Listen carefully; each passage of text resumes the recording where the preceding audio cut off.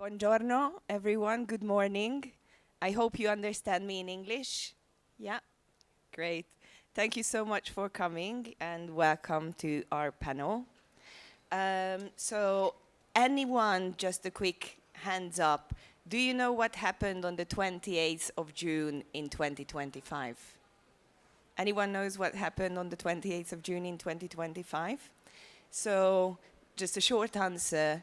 The EU Accessibility Act took place and is valid as from that date. Anyone is familiar with the Accessibility Act? Yes? Okay, great. So some of you do know about the Act. Actually, accessibility, when we talk in terms of numbers, approximately 27% of our population has some sort of disability. So that's only reflected on the EU is about 101 million people. So it's a large number. It's our guests, it's our customers, it's our target group. And when we talk about business, it's a massive business opportunity, quite frankly. So with the EU Accessibility Act, everything throughout the guest journey, from the inspiration, post-guest journey, from the booking pass, your websites, your apps, your kiosk, everything that is a digital guest touch point in hospitality and travel needs to be compliant to the law. Now, as up to 2030, there is a good time to think about your processes, to think about how do you want to prioritize to be compliant to the law. Otherwise, we are just getting fined. But there are other clear advantages to it. Sorry. There are other clear advantages to it. It's not just a law. It opens doors to millions of customers. It's also just the right thing to do. In terms of user experience throughout the guest journey, it has a lot of advantages. And today, when we were planning this discussion, I asked my panelists to come with some practical advice, because I don't know where you are in this journey, but something has got to start, and we are here to advise you on practicality and actionable insights on how to prioritize your accessibility journey. My name is Rita Varga, and I'm the CEO of Rise Up, and today with me on the panel, I've got Zakia Moualoui, who is the CEO and founder of Invisible Cities, and Emily Yates, who is the head of accessibility at MIMA. So thank you so much for coming, and let's get the discussion started. So Emily, I would like to start with you. So with your cross-industry lens, where is travel and hospitality genuinely getting better on accessibility, and what is the point where we are still struggling on? Hi everyone, it's really a pleasure to be here. Thank you so much for having me. In terms of where I think we're particularly doing well in accessibility, in terms of travel and hospitality in general, I think generally speaking that physical accessibility for those with mobility impairments and access requirements is really improving and is really getting somewhere. Far from ideal, but really getting somewhere. And I've definitely noticed huge improvements in the last kind of 3 to 5 years, which has been impressive. I think in terms of where we're still tripping up and where we still need to go, there for me needs to be more of a focus on non-visible access requirements and neuro-friendly design. So thinking about colour palettes, visual contrast, avoidance routes, the availability for people to be able to utilise and book quieter rooms or lounges or spaces at dinner, whatever that might be. And I think that's something that, for example, the museum sector is doing particularly well, but I'm yet to see in hospitality. So that would be I think, my main answer on that. Thank you. Zakia? Well, I agree with everything. So, no, I think where we are still a little bit confused, I think sometimes, is around diversity of accessibility. What do we mean by accessible, and for whom? You know, and is it the physical accessibility? Is it for somebody who's neurodiverse, or for somebody for whom English isn't their first language, as a destination or a venue in the UK, for example, where we're from? So I think sometimes we go through it with one lens, and that's an issue, because there are so many invisible needs and contradictory needs from one guest to the other. So that's why it's a complicated journey, right? Because everybody has a different need. So can you really answer them all? I don't think so, but you can start that journey. Thank you so much. And what do you think would be the two most common hurdles when you see teams try to get guest experiences more inclusive? And what are the biggest opportunities, maybe? So understanding, I think, accessibility and inclusion and diversity. And I think a big hurdle is also the guilt. So it's the law, you will have to comply, but also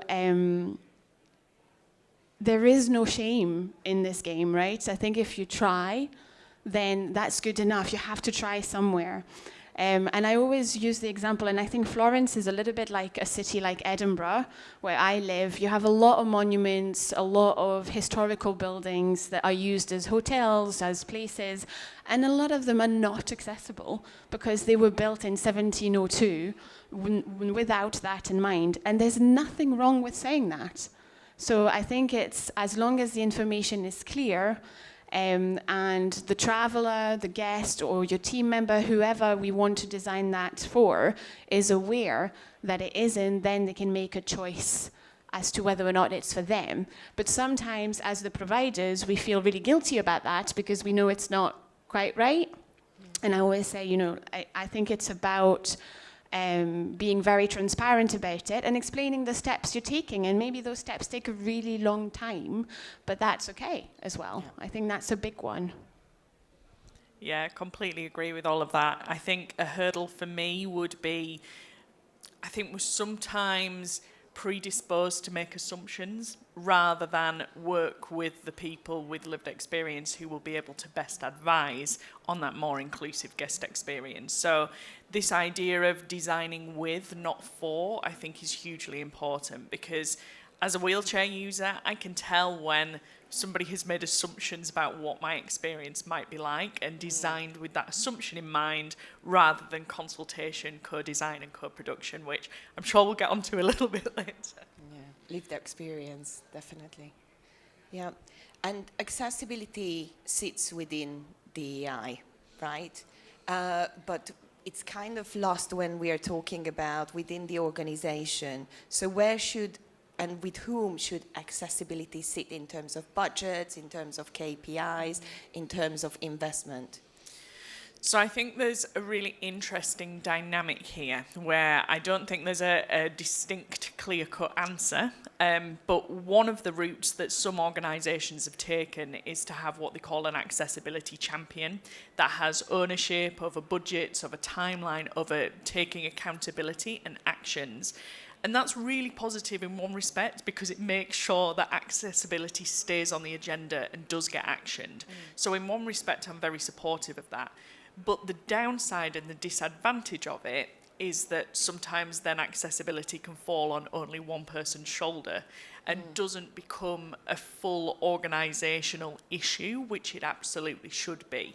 So that would be one thing to maybe think about in your own organisations. And I would just say that my one final point on this would be accessibility within DEI is absolutely vital. Of course it is, and we should be thinking about KPIs and targets and budget and all of those things. But I would also stress that putting it within an acronym shouldn't mean that it's dehumanized at all. So bringing in the people that need to discuss it is just as important, and it doesn't just become an A within an acronym. Yeah. Just as a follow-up question based on what you said, in my experience, you know, accessibility and the compliance is not only for large organizations, it is for everyone. And I'm quite sure there are some people who say, okay, we are just a small company. We need to kind of find our champion, and sometimes that champion sits, for example, in marketing because it falls under marketing. Where do you think, especially for smaller organizations, that it should sit, and who should be kind of involved? Or sometimes it's also just a person with disability in the team that, okay, you know by lived experience what's it about, so you do that, right? Yeah, I think ideally for a small organization, it should be somebody that has a good idea and good connection with both the front end of the organization that's customer facing, so he's able to collect feedback, to monitor, to gain metrics, all of those things, but also has a good connection with the people doing all of the work behind the scenes. And I think if you're able to work as an access champion that bridges that gap a little bit, that creates inclusion from the inside out, which is ultimately what we're aiming for. Yeah, thank you.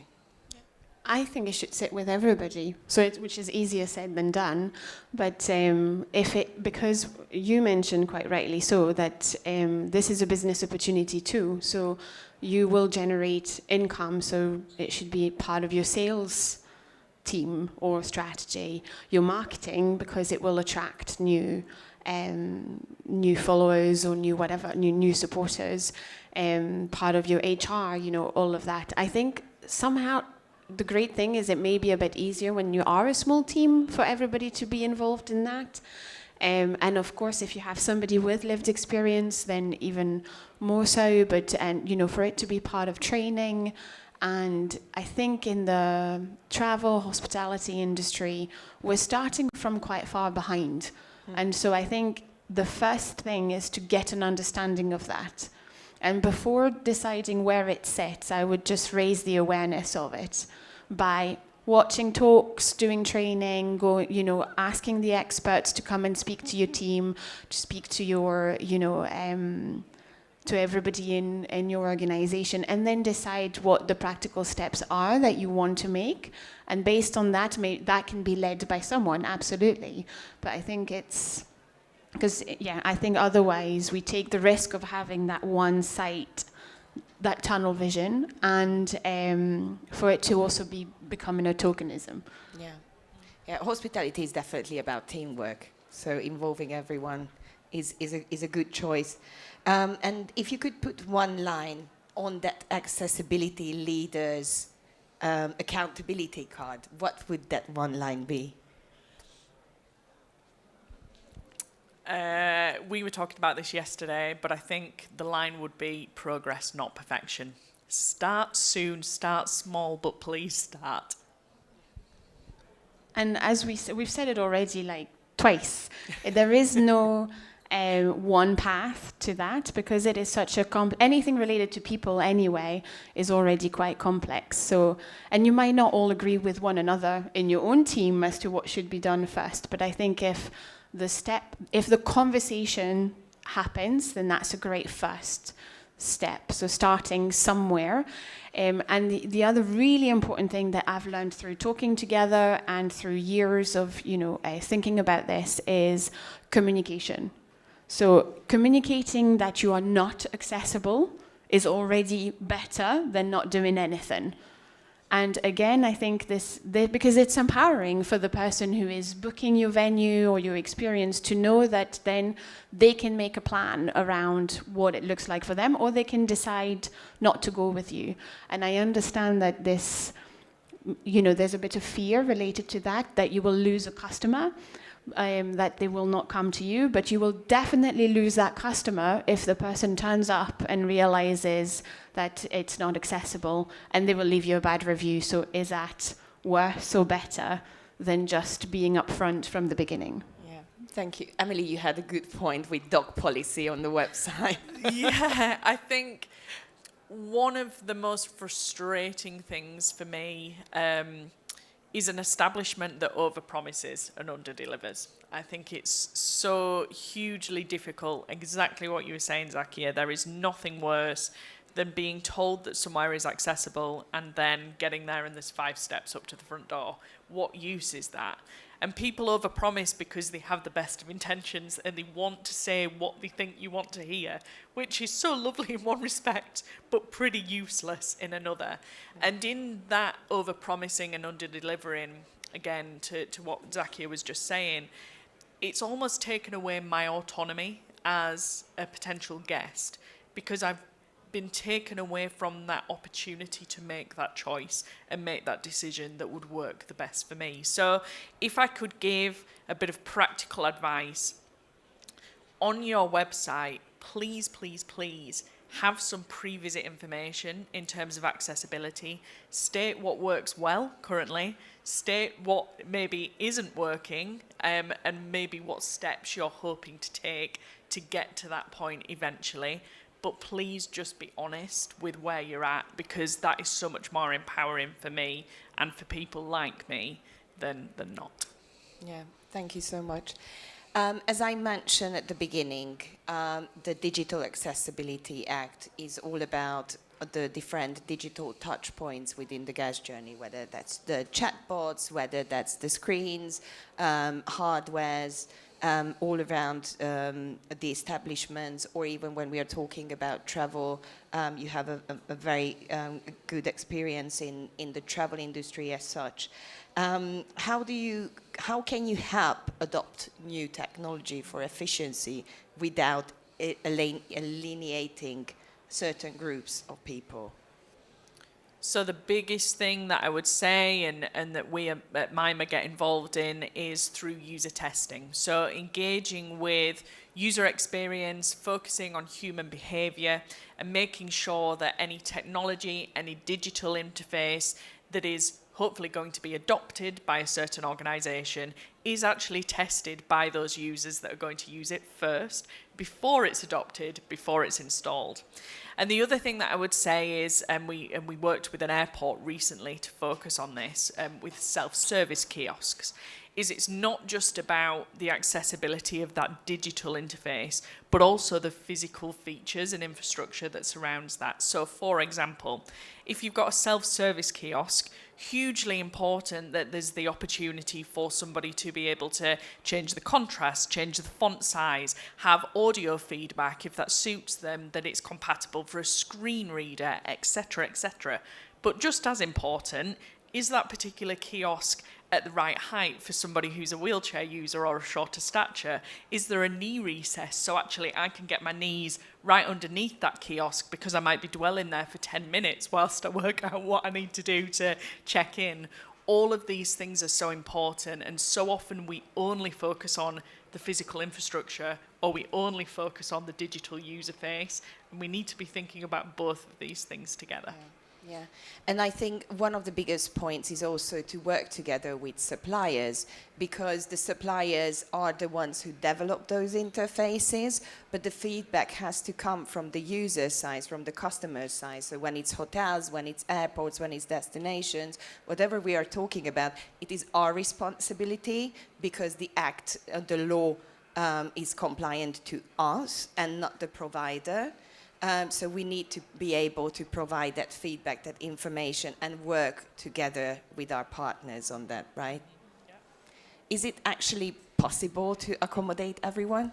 I don't think so. And I think it's to this point, I think it's also very important to be able to draw the line and say, so if somebody is coming to you, or even if some users are saying this is not right or this or that or whatever, I think for the feedback from an organization to say we can't do this right now.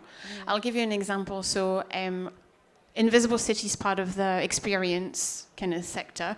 We run walking tours, and sometimes in partnership with other organizations, and one of them was doing tours in a historical vault, completely not accessible, but even by doing the steps we just spoke about, providing the information and saying this part of the tour absolutely is, this part isn't because it's in underground, this is the solution, blah, blah, blah. We've had over the years customers not happy with that because there is a chunk not accessible. But I think it's also our common responsibility to call it out and say, I can't find a solution here. So here are the options, but I can't reinvent, a building, a venue, a space. And similarly, if you design a digital interface, I think it's also our responsibility to say, yeah, we hear you, we see what the feedback is. However, it might take us a few more months for that to happen. I think there's also, who is taking ownership and responsibility and all of that, and I think it should be everyone. And by doing that, then we can be accessible for as many people as possible, but you will always have work to do, right? I think you said something when we prepared for this, which is somebody's accessibility might be contrary to somebody else's accessibility, and that really resonated with me because what may be right for one guest is completely not right for the other. So you'll never win. Yeah. But I think if you have this authenticity and honesty through the process, then you have a better shot. Yeah. Can you give an example of that contradiction? Yeah, absolutely. So what might suit an autistic individual in terms of neutral colour palettes, quieter or more avoidance routes, an opportunity for a sensory space, might be completely contradictory to what would suit somebody who's blind or partially sighted, that needs huge amounts of contrast between floor and walls to be able to navigate, needs audio feedback, and actually benefits from what we class as ear cons, we call them, where audio helps people to place make and to navigate around certain areas. Those two particular impairments and access requirements can be extremely contradictory. I'm making a huge generalization, but you get the gist. And I think a big thing to take away from this is that the term fully accessible is a complete and utter fallacy. It does not exist. You cannot make something fully accessible, but you can work with people of different protected characteristic groups, find out what they need, and create both a design and construction and operational compromise to suit as many people as possible. So whilst we're saying that fully accessible doesn't exist, that is also not an excuse to not do anything, because there's still loads that can be done. Yeah. One of the things they are, and I don't know what it's like in Italy or wherever you're based, but there are amazing organizations that help with that. And as an experience provider, I can say 100% of the time, this is the discourse that they have, that nothing will be perfect, that you can't, have everybody's need answered, and that you should start somewhere. The first time we worked with Ewan's Guide in Scotland, which supports that and gives you like a stamp a little bit as to where you sit on accessibility and all of this. It's a great organisation to look at if you want, but I was quite nervous about that, and it goes back to the shame, and like, oh, am I doing right on this? And the conversation was always, okay, where do we start? What do we do? Whether it's for wheelchair users, to visual impairments, to people who are autistic and things like that. So it takes off the pressure, and I can guarantee that's the discourse from everybody, that perfection doesn't exist, but you still need to at least try or focus on one thing first. Yeah. We now got into a little bit of design and how to get through different elements. And I think the hospitality industry, but the travel industry in general, over the past few years has always been about personalized experiences, personalization. How do we make it sure that everyone feels and has a personalized experience? And I think accessibility just fits into that element.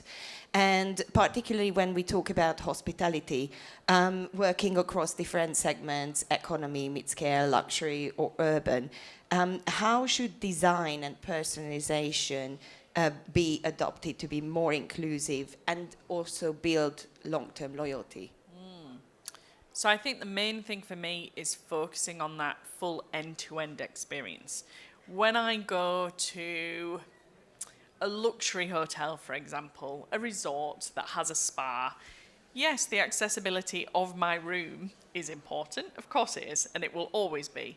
but so is the accessibility to the restaurant, to the spa, to the outdoor pursuits that might be available. And one thing that I do find a lot is that someone's gone to a huge amount of effort to make rooms accessible, which is brilliant, much appreciated. But when I get there, I don't have the same equitable experience as everybody else, because those activities, those additional added value experiences have not been considered in terms of accessibility. So it goes back to that pre-visit information that we've spoken about a lot to allow me to make that decision. But I think it also comes back to thinking about journey mapping, blueprinting, persona creation in terms of who your customers actually are, and really working through that step-by-step, end-to-end experience to make sure that you've really considered inclusivity at its heart. From a point of view of an accessibility requirement traveler, so from a traveler's point of view, what would you think is the funnel when we decide from an end-to-end journey, okay, I'm going to travel to Tuscany, right? Is my journey to Tuscany going to be accessible? Then the establishment and the added value. Yeah. So what does that journey look like for the wow, traveller? I could talk about this for about an hour. Yeah, so I think the first thing is, like, I'll just take it from my personal experience, but I think this is pretty applicable to people with varying protected characteristics. First of all, it's the place that I want to go. Will that work for me in general? I don't want to go to a hotel in a place that I'm then not going to be able to get around in, because what's the point in that? So the area has to fit in with the accommodation and the transport and the experiences that I'll have around that. So there's a heck of a lot of planning that goes into that initial thought process of, is this whole experience going to work for me? Then what I often do is I look at reviews from different disabled people, and I try and find those wherever I can. And of course, I try and find that pre-visit information of that hotel. And thumbs up, gold star, if that pre-visit information is easy to find in a couple of clicks on a website. I have so much frustration when I find information about a hotel's dog policy or their sustainability policy, but there is nothing whatsoever about accessibility. And that happens 85% of the time I look at hotels. So that would be an amazing thing to change. And then from there on, it's almost going down into a bit of streamlined experience of, okay, I figured out where I'm going, figured out where I'm going to stay. Now what do my micro experiences look like in terms of where I'm going to eat, what activities I'm going to engage with? And can I engage with the things that are generally recommended as things to do? Because if I can't, why am I going? So I think it's all of those things booked in together, which basically takes a lot of headspace and energy and effort to even start on your holiday or your work trip. Yeah. So how is Firenze for you? How is the experience? It's been going well so far. This is my third time in Florence, and I absolutely love it as a city. But going back to what Zaki has said earlier, I absolutely can't deny the fact that there are elements which are extremely difficult due to the age of the city, due to the huge amount of tourists and crowds and things like that. But so far I've had some really nice meals. My hotel is working very well for me, as was the push to the conference venue. So fingers crossed so far. Thank you. Zakia, you had also quite good examples when it comes to building the guest journey and a loyalty within the hospitality industry. Did I? Yes. So I think it goes back to this empowerment kind of element. I think it's important to not look at inclusion, diversity, accessibility as an exercise, but to see the people behind that, right? So if you are able to empower somebody to make their choices, then they will be happy with you, rather than break down that relationship by over-promising and not delivering, right? I think the example we spoke about is sometimes, especially maybe in the luxury sector, we design hotel rooms or things to look and feel nice, but actually are not practical to live in, even for people who may have, invisible disabilities or access needs that are completely different. And I think the example I used was a hotel, which was very design focused, very lovely to look at, but being in the space after a couple of days was challenging. And that's for all sorts of reasons. Maybe the size of your bathroom, or maybe where the water supply is, and things like that. And it goes back to the customer journey. And I think if you don't have, as a venue organization, a budget to look at that and make that a core part of what you do, you have people in your team. And I think you can ask them what they think. I think it's the same as a hotel front desk recommending different things. If none of these things are available to you or accessible to you, then the thing to do, I think, is to go back to the team and say, what would you then recommend for this person or that person? Like, you can start from a human perception, from just people thinking about it, and I think that works, because a lot of it is also common sense. So I think one example I always use is the size of sometimes shower cabins. Which I don't know what's happened in the world of hotels, but they seem to get smaller and smaller every time. And so let alone if you're maybe, needing a bit more space, or if you're claustrophobic, or whatever it is that, the requirement is. But I'm very aware that sometimes it's okay for one day, but I would personally really struggle with certain designs after a while. And not just from a personal human perception, right? And if I feel like that already, let alone if I had other characteristics that meant I couldn't go up a steps, or I needed more space in the shower, or whatever it was. So I think we can all start that journey by thinking about those things from or before things are designed, and not just as an afterthought, which sadly is what tends to happen in a lot of places. Yeah, great points. And also, just to add, not all disabilities are visible, right? So that's an important point. As an industry, I think we can all agree, we all love data. We love to talk about data, collect data, but it's always the question, okay, what do we do with data? So I wanted to ask you, lovely data, what should we measure? What information should we collect? I think this is a really good question, and it's something that we spoke about at length quite a lot yesterday, which I'm now trying to remember exactly what we said. But I think there's something really interesting about ownership and accountability when it comes to data. And one thing that I do want to get across and make very clear is, whilst it is your duty to make destinations, attractions, hotels as accessible as you can, it is absolutely my duty to tell you what I require. There should not be an expectation on anybody to be able to assume or guess what I might need. That is up to me to tell you. So I think in terms of data, what I would like to see happening is a bit more open communication about what hoteliers need to know to be able to make that experience inclusive, and then more of a willingness from the disabled community, different genders, whatever it might be, people who are pregnant, people who are older, people who are of different races and religions, to be able to share not necessarily their data, but their expectations and their requirements. And I think we're really still lacking that.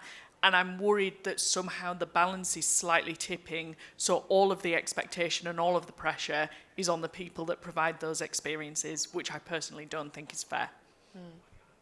I so agree with that. And I think because if you will assume wrong, like that's and you'll embarrass yourself.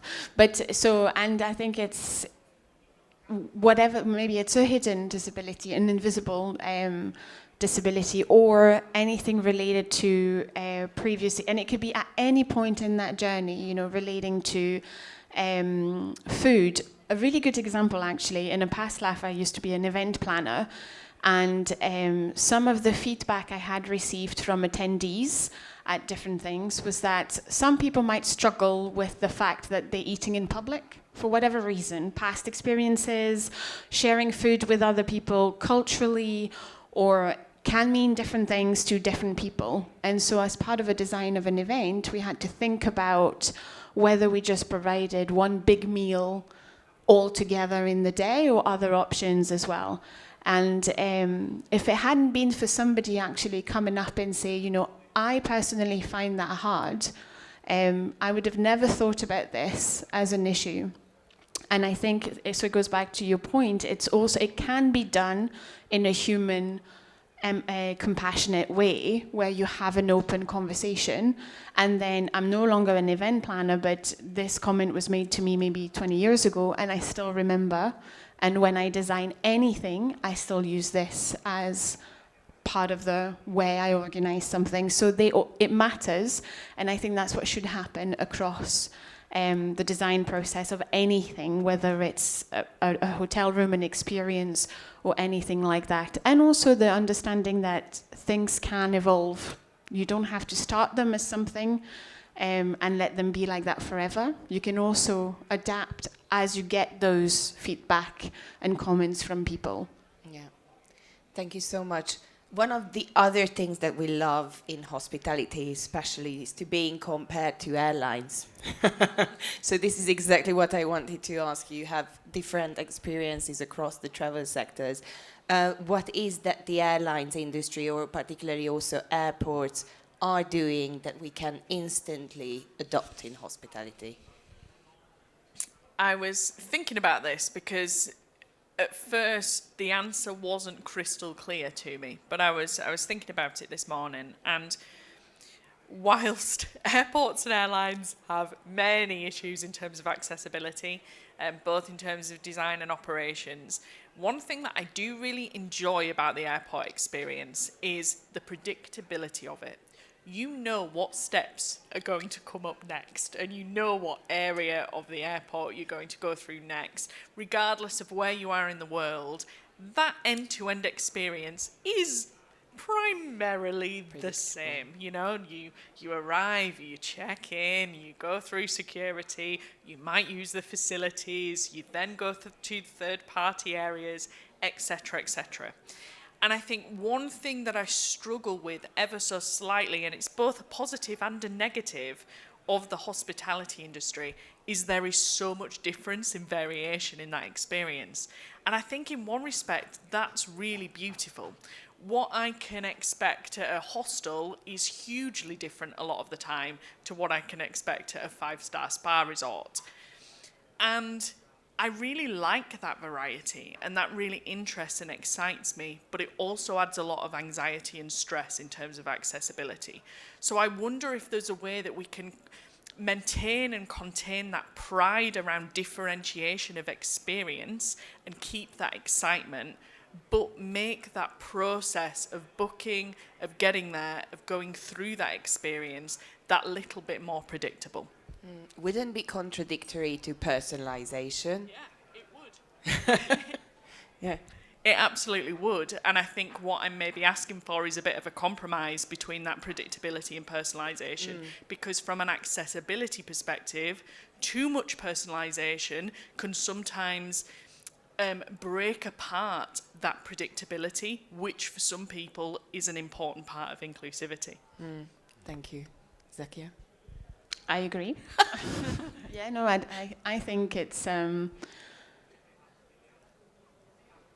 my personal experience with airports is also the non-assumption things. I think, you know, if you have requirements, then those will be taken into account, no questions asked. And I think that's also something to learn from, like trying to figure out what is your disability. Why do you need this to be accessible?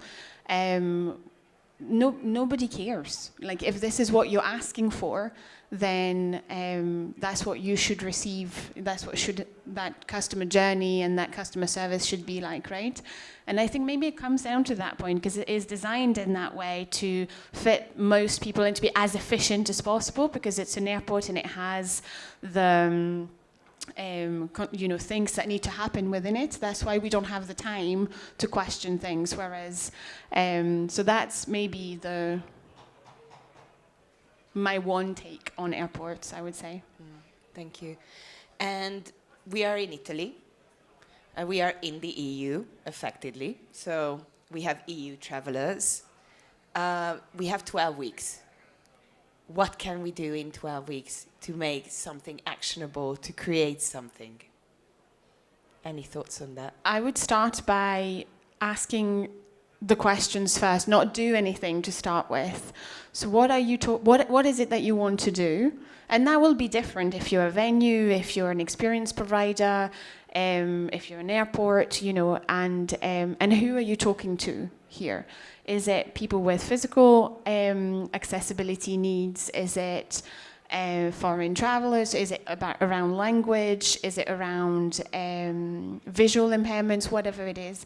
And have that conversation and that plan first, and then move with that step by step, like we have said, making the little steps and the little changes. And that may start with having a bit of training and having conversation, first. Or is it more around social, economical kind of inclusion? It could be anything. And I think it's up to you to decide where you want to start, but to start that journey. So I would take it back a step and have that thought process first. I would definitely agree with step one and doing some research first. I think for me, step two within that 12 weeks would be getting in touch with local community groups, be it disability charities or other local groups, and asking people, paid of course, to come in and do a bit of a mystery shop or an audit physically and digitally of the venue, of the organisation, of the website. And then I would take those recommendations and that reporting, and I would really try and prioritise that in terms of quick wins, short-term goals, long-term actions. What can you do now, next, and in the future to create an accessibility and inclusive design roadmap for yourself? Because how can we get to any destination if we don't know where we're going? How can we cross a river if we don't know where the stepping stones are? So I think that really needs to be the first port of call. Who do you have in your network, whether that's those local organisations or whether it's a local museum that's done accessibility amazingly well that you could have a meeting with and learn from? And then what is your personal roadmap and who's going to have ownership of taking those now, next and future actions? And understanding that this is an investment that you're making, right? Because also I think there's a lot of power in copying what other people are doing. So if you really like what a museum is doing, or one thing I really love, for example, is a lot of guides that certain venues or concerts are providing for you to prepare before your arrivals. And I think you can learn a lot from that. And that can be also one of your first steps, have a look and try, would that fit within your own organization? But understand that it's not just about the point that you made at the very beginning. It's not just about the right thing to do or the legal thing to do. It will be a return on investment because you will attract more people. You will be seen as an example as a leader in the industry, and it will come back to you money-wise. And I think that's why it needs to sit not just within the social, or I don't know what the word is, angle. It also is, economically speaking, the right thing to do. Yeah. And you don't have to change your culture, your identity just because of that, No. right? And again, so this is part of the conversation you have to have. Where do you draw the line? What is important to you? What is your ethos? What do you stand for? And at any point along that journey, if this is challenged and somebody says, or if this doesn't fit with what a traveller is expecting, then it becomes your responsibility to say, actually, no. So as an experience provider, yesterday we spoke about that.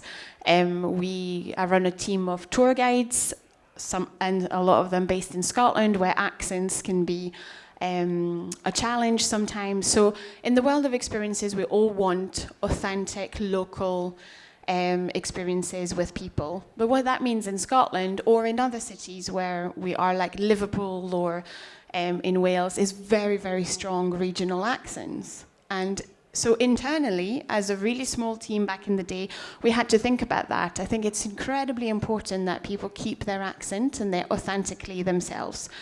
If this means that something is less accessible to you, then, you know, do I want to wipe that out and completely delete my authenticity and who I am and what I stand for? Or do I want to have that conversation with travelers? So going back to the point of communication, now certain tours for certain guides come with a warning that you'll have a very strong Glaswegian accent or Liverpool accent or whatever.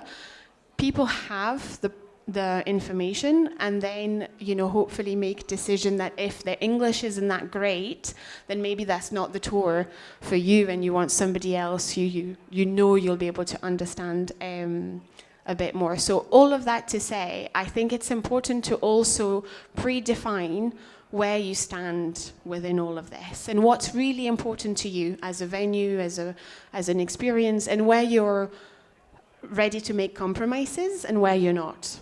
Yeah. Thank you. Because we are running out of time, a couple of rapid fire questions to you. I don't know if I want to take the mic or not. Do what?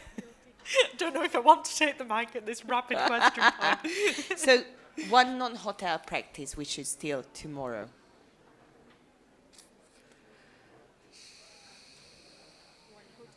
Non-hotel. The beautiful ability for disabled and non-disabled kids to be able to collaborate in museum exhibitions, and how I would love to see that in outdoor activities with hotels. Amazing, thank you. Non-hotel. So I think one thing that I've really enjoyed doing is website accessibility when it comes to language. So what a website reads for somebody for whom English isn't their first language. And that was a really interesting exercise, and that the data is now here to prove that it brings more visitors to your website. And I think a lot of experiences do that or think about that. And that's definitely an example to follow. So accessibility is also in the way we explain things and the words that we use.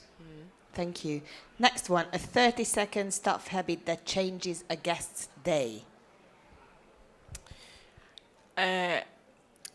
Giving value, the same value, equitable value to all customers, and realising that there's a complete and utter misconception that exists that disabled customers don't have money to spend and are not valued customers. We do, we are, and if we have an amazing or a horrendous experience, we will go and tell people about it. So absolutely valuing that, and also understanding the value of the purple pound. So I'm not sure if there's an equivalent in Italy, but basically the purple pound is the spending power of disabled people and the households that they live in, and it's currently worth over £300 billion per year to UK businesses alone. So I think when we understand that, we understand the financial incentive and the business case. And I think the non-assumption, I think the best thing a staff member, so say at a reception desk, can just not assume anything about the person they have in front of them, whether it's about disability, access, about gender, about expectations of their trip, you know, and being curious and asking them to say that out loud and not just assume and